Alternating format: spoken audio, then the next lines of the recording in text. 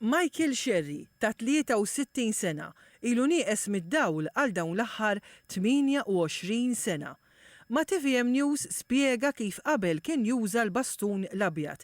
Iżda mbagħad skopra l-għajnuna tal-Malta Guide Dogs Foundation li grazzi għaliha ngħata kelb gwida li jismu Justy, kelb li nġib minn Franza iżda mbagħad tħarreġ f'Messina l-Italja.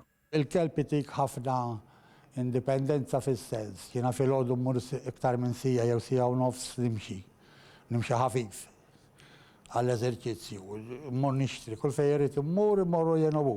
Jiena miżewweġ, għandi tifla, ix-shopping jien nagħmlu, jiena u għandna ħajja indipendenti l-ġurnata kollha minn filgħodu sa flaxija, kollox jiena u.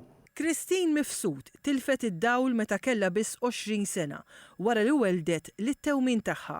Is-sena li għaddiet Christine tilfet lill-ewwel kelb gwida tagħha Winnie, iżda għal dawn l-aħħar 5 snin kellha lil Dora li kif tajt hija stess, Dora mhijiex biss għajnejha iżda l-ħabiba tagħha li tkun magħha il-ħin kollu.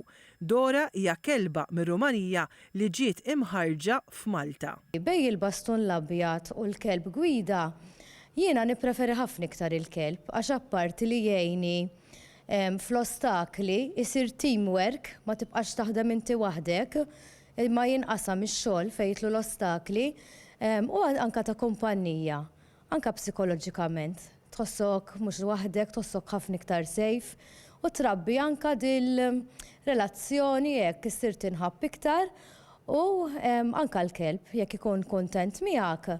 Il-kelb ikun ferħan jaħdem. Michael u Christine kienu parti minn programm fuq Radio Malta Il-ħna Imlewna, ippreżentat minn Tony Mikallef li għati spazju l-Kummissjoni għad-Drittijiet tal-Persuni b'Diżabilità biex iqajmu aktar kuxjenza fuq diversi sfidi li jaffaċċjaw il-persuni b'diżabilità.